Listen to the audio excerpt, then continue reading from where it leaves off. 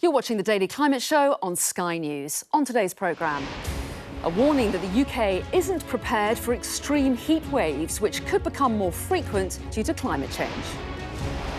We hear about the sandstorms and severe wind battering those living in displacement camps in Yemen.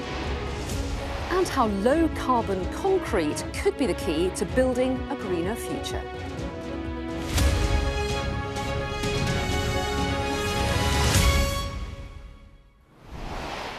Hello and welcome to the UK's only daily climate news show, where we track the changes happening to our world right now and meet those coming up with the solutions. Now, think of heat waves and you might picture cool drinks in the shade or a family barbecue in the sun. But the Red Cross is warning there's a dangerous perception gap in the UK when it comes to the public's awareness of the risks of extreme heat. Now, the charity says the impact of climate change could mean heat-related deaths in the UK triple in the next 30 years, to around 7,000 each year. But 25% of people don't think the UK is hot enough to be at risk from heat waves. Now, that's despite a record 2,566 excess deaths in England alone last summer from the heat. Now, the warning follows a recent report from the Climate Change Committee that criticised the government for allowing more than 500,000 new homes to be built without features to cope with higher temperatures. Well, a study published today in the journal Nature suggests extreme heat events, which break weather records by large margins, will become more likely as a result of climate change. So let's bring in Dr. Helen Hannon, Senior Scientist at the Met Office. Welcome to you. First of all, do you agree that people in the UK are a little naive about the dangers of heat waves and extreme heat? Well, currently we don't see temperatures that often reaching to the sorts of levels where you'll start to see health impacts. These are projected to increase dramatically with global warming, though. I have just done a study where I've projected with the latest set of Met Office climate projections that if we reach 2 degrees of global warming, we could see a doubling of the number of days where we will see hot days high enough to increase our risk, our health risk, but also by 4 degrees, if we reached 4 degrees of global warming, this could be a fourfold increase. So yes, this would be definitely increasing the frequency by which we have days that pose a risk to our health from extreme heat. And what is classed as a heat wave here?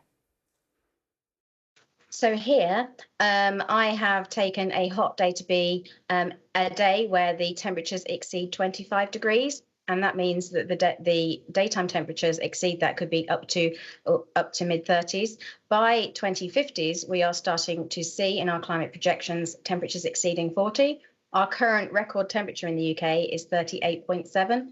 So this would be a considerable increase in what we are used to and we would need to adapt to. And clearly there's a battle on to try to control the rise in temperatures. But if there are more heat waves on the horizon, what can be done to adapt to them?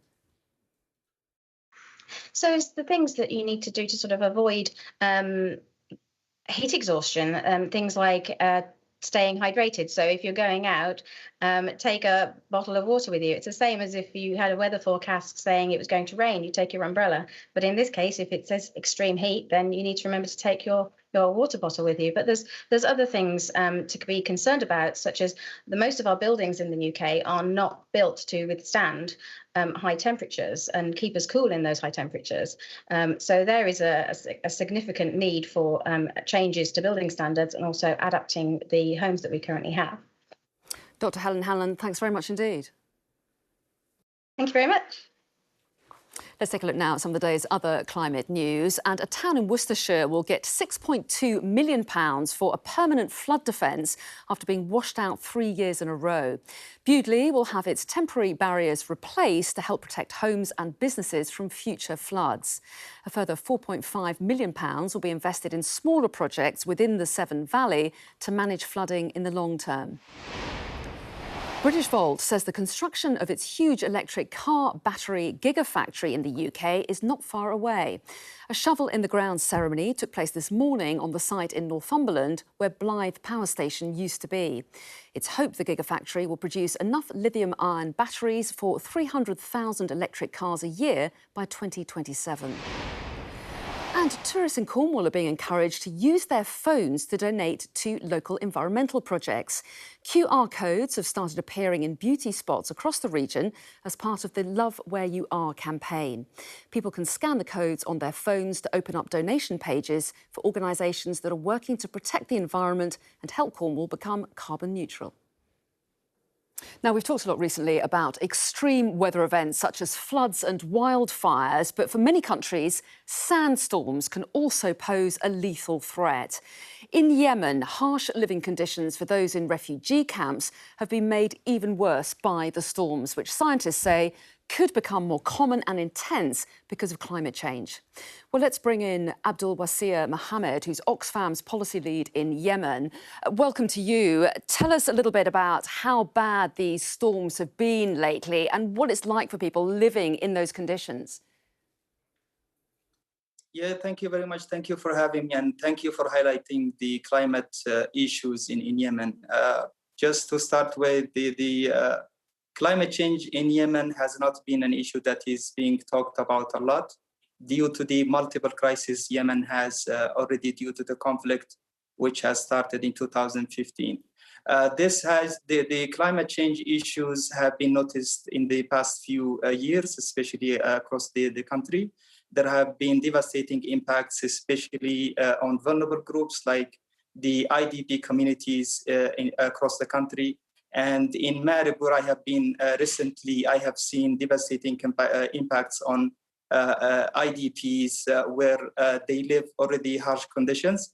And these sandstorms and dust storms have made it worse for them to survive in their fragile tents and makeshifts. Actually, 1 week into my arrival in Yemen, there was an infant that has died due to the collapse of a tent due to the strong winds in Marib. People in Marib have been struggling a lot, and so are across the country. But the strong winds and the sandstorms and all this dust have further worsened their struggle. Well, yes, and how concerned are you for the future and the impact that climate change could have in the years ahead? It's not just sandstorms, is it? There is the risk of more floods and droughts too. It is alarming, especially because people are already struggling with accessing basic services, including health and water and sanitation services. There are over 1 million IDPs in Marib in particular who are struggling on day-to-day basis to survive. And the strong winds, the dust storms, and also the sandstorms have made their lives even worse. Abdul Wasir Mohammed, thanks very much indeed. Thank you. Now, a new innovation could mean future emissions from the construction industry don't have to be set in precast concrete. A UK team has developed a process to reduce carbon emissions from the building material by up to 40%. Now, we'll find out more about how they did it in a moment, but first, here's why we need the solution.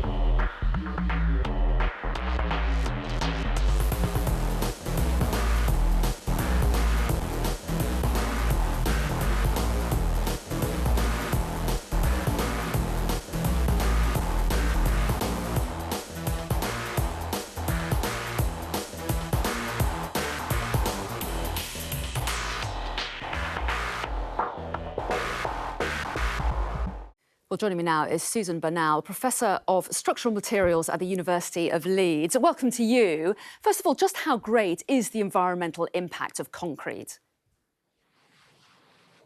Well, thank you for having me this evening. And it is vast. And this is mainly due to the high amount of concrete that is needed to fulfill the demand for infrastructure and buildings to enable our cities to grow and develop.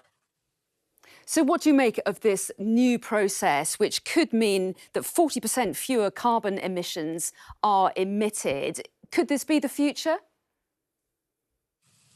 Well, I think this is an excellent example that we can do more with less by applying fundamental concepts during the material selection process and by optimizing design, which can have a significant impact in sustainability of structures.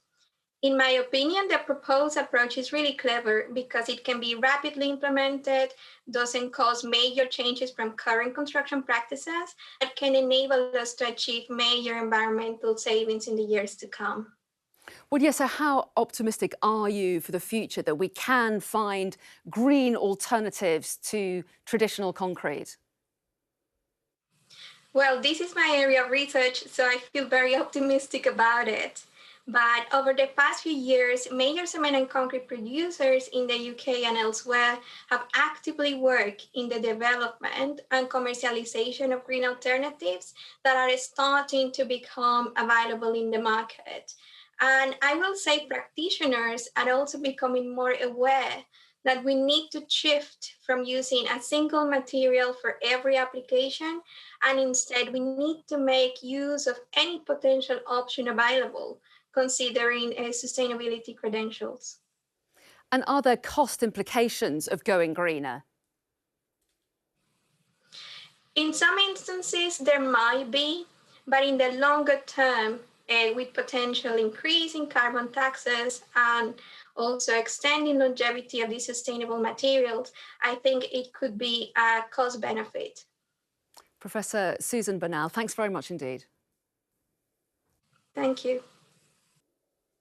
Well, that's everything from us for today. Next time, bringing climate stories to life through photography. You can find out more here tomorrow on The Daily Climate Show. See you then.